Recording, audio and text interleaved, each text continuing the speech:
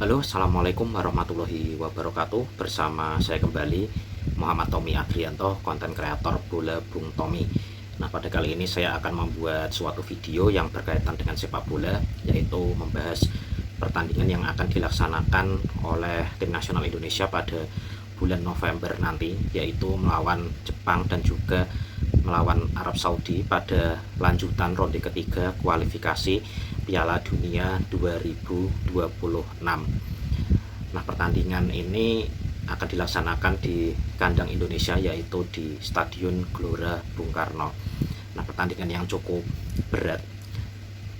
Namun meskipun pertandingan ini berat, PSSI berdasarkan informasi yang diperoleh di berbagai media bahwa PSSI memberikan target Sintayong untuk mendapatkan 4 poin pada kedua laga ini melawan Jepang dan juga Arab Saudi. Dan jika dilihat dari kekuatan masing-masing negara, realistisnya adalah tim nasional Indonesia mendapatkan 1 poin melawan Jepang dan juga mendapatkan 3 poin dari Arab Saudi.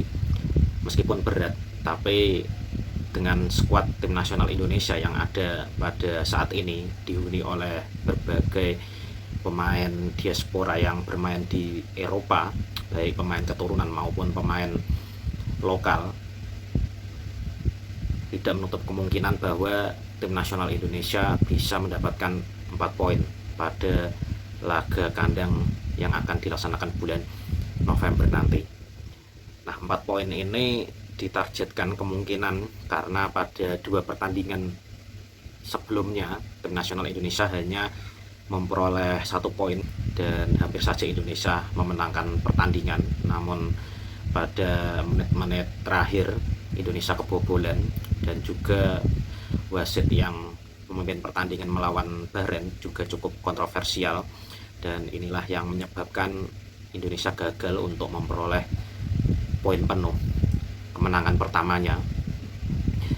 Nah, dan pada saat melawan Cina juga Indonesia kehilangan poin, harus kalah dari Cina dengan skor 2-1. Dan padahal diharapkan pada saat melawan Cina tim nasional Indonesia bisa mendapatkan 3 poin. Nah, namun dengan pertandingan yang dilaksanakan di kandang dari China, dan China sendiri memang mempunyai motivasi untuk bisa memperoleh poin yang pertama kalinya, Cina memperlihatkan permainan yang cukup ngotot dan akhirnya bisa mengalahkan Indonesia dengan skor 2-1. Dan Indonesia sendiri pada babak pertama kecolongan 2 gol hasil dari blunder. Yang gol pertama adalah gagalnya Sen Patinama melakukan antisipasi bola yang keluar sehingga bisa direbut oleh pemain China, dan juga gol kedua adalah adanya salah koordinasi antara back Indonesia yaitu Jait Ses dan juga Mes Hilgers, yang mana gagal untuk melakukan perangkap offset sehingga pemain tim nasional Cina ini dengan mudahnya masuk ke dalam pertahanan tim nasional Indonesia dan akhirnya bisa unggul dengan skor 2-0 pada saat itu. Nah, namun pada babak kedua melawan China, tim nasional Indonesia mulai ada perubahan karena masuknya beberapa pemain seperti Tom Hei dan juga ada Pratama Arhan, yang mana memang gol untuk memperkecil kedudukan ini dicetak melalui skema lemparan ke dalam dari Pratama Arhan, yang kemudian Tom Hei mendapatkan bola muntah dan langsung menendangnya dan akhirnya bisa terjadi gol. Nah, inilah yang disayangkan pada 2 pertandingan tandang yang seharusnya kita minimal bisa memperoleh 4 poin. Namun pada saat melawan Cina ini kita gagal memperoleh kemenangan. Padahal sebelumnya tim nasional Cina belum pernah mendapatkan poin sama sekali pada 3 pertandingan sebelumnya dan selalu kalah. Dan diharapkan Indonesia bisa memaksimalkan keadaan dari China yang sedang underperform ini. Namun sayang sekali tim nasional Indonesia tidak mendapatkan poin. Dan dari hasil kekalahan lawan Cina ini justru menimbulkan banyak kritikan yang dilontarkan oleh para supporter netizen sepak bola tim nasional Indonesia ini kepada Sintayong, karena Sintayong ini dinilai menerapkan taktik yang cukup blunder karena tidak memakai starting line up utamanya dan melakukan berbagai eksperimen, sehingga nampak sekali tim nasional Indonesia tidak bermain kompak dan solid karena ada beberapa pergantian, salah satunya di bek kiri ada Sen Patinama masuk yang sebelumnya melawan Bahrain tidak dimainkan, dan ada Asnawi juga dimainkan pada melawan Bahrain tidak dimainkan, dan Verdong ditaruh di bek tengah bagian kiri. Nah, inilah yang menjadi pertanyaan, kenapa Sintayong tidak melakukan atau menggunakan starting line up terbaiknya. Nah, namun semua ini adalah keputusan dari Sintayong, dan PSSI sendiri sudah melakukan evaluasi pada tanggal 18 Oktober, dan intinya adalah seperti yang disampaikan di beberapa media, PSSI melakukan evaluasi yaitu tentang masalah konsentrasi pertandingan melawan Bahrain, dan Indonesia cukup kehilangan konsentrasi sehingga pada menit-menit terakhir bisa kebobolan, dan juga masalah starting line up strategi yang mana Sintayong belum memiliki strategi yang ampuh atau yang paten digunakan pada setiap pertandingan.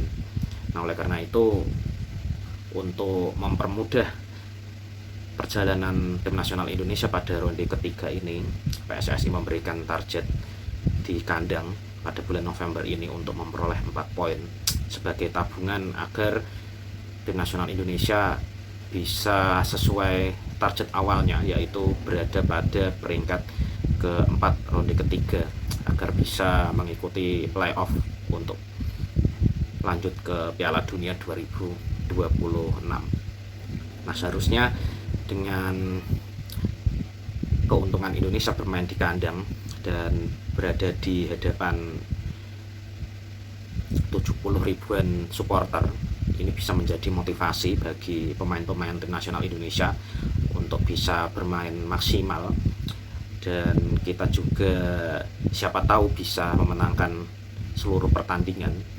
Dan harapan kita semua juga kalau bisa tim nasional Indonesia memenangkan 2 pertandingan melawan Jepang dan Arab Saudi, meskipun itu berat. Nah, tapi dilihat dari skuad tim nasional Indonesia yang ada pada saat ini, bisa dikatakan tim nasional Indonesia ini mempunyai skuad yang cukup baik dan kuat apabila disejajarkan dengan negara-negara kuat Asia lainnya. Mungkin Indonesia bisa dikatakan sudah sejajar.